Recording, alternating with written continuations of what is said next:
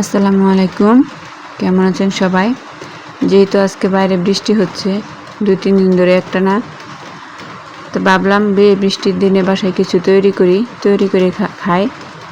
তো বাসায় সবসময় বিস্কিট আনা হয় না, মাঝে মধ্যে কিনে আনা হয়, বাসায় তৈরি করা হয়।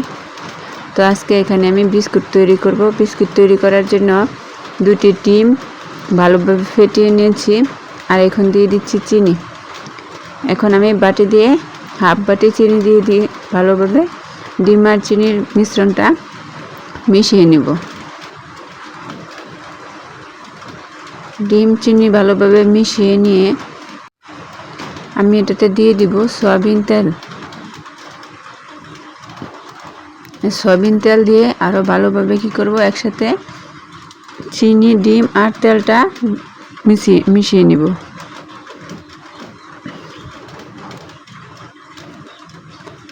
আর এখন দিয়ে দিব ময়দা।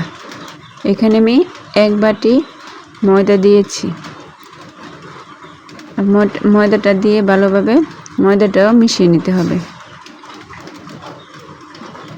বিস্কুট তৈরি করতে বেকিং পাউডার লাগে। আমার বাসায় যেহেতু বেকিং পাউডার নেই, তাই আমি বেকিং পাউডার দিইনি। আপনারা অবশ্যই বেকিং পাউডারটা দিয়ে নেবেন। আর এখন দিয়ে দিচ্ছি গুঁড়া দুধ। এখন ভালোভাবে এগুলোকে একসাথে মিশিয়ে নেব। আমার কখনোই বাইরে থেকে বিস্কিট আনা পছন্দ না। বিস্কিট পছন্দ করি না খেতে।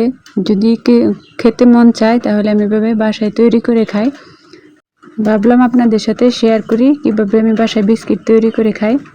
এখানে ডোটা নরম হয়ে গেছে, তাই আমি আর হাফ বাটি পরিমাণ ময়দা দিয়ে দিচ্ছি। ময়দা দিয়ে এখন হাত দিয়ে ভালোভাবে এটাকে মিশিয়ে নেব। মিশিয়ে ডো তৈরি করে নেব। বিস্কিটের জন্য পারফেক্ট ডো তৈরি করে নেব।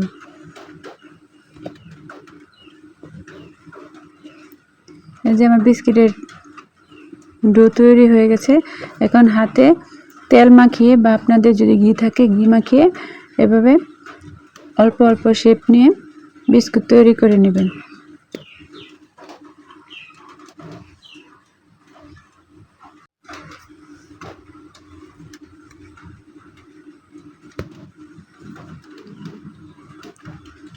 এভাবে বিস্কিট তৈরি করে আমি বিস্কিটটা একটু ডিজাইনের জন্য চাকুর সাহায্যে ডিজাইন করে নেব।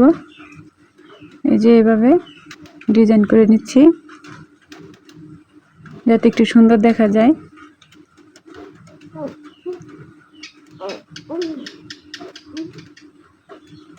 এখন আমি এগুলোকে তেলে ভেজে নেব।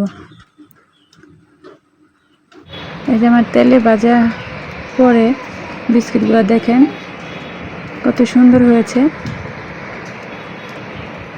আশা করছি আপনাদের বানানোর আইডিয়াটা ভালো লেগেছে। যদি ভালো লাগে তাহলে আপনারাও বাসায় তৈরি করে খেতে পারেন। দেখেন বিস্কিটগুলো অনেক মুচমুচে হয়েছে, ভেতরটা কত মুচমুচে হয়েছে। কমেন্ট করে অবশ্যই জানাবেন কেমন হয়েছে।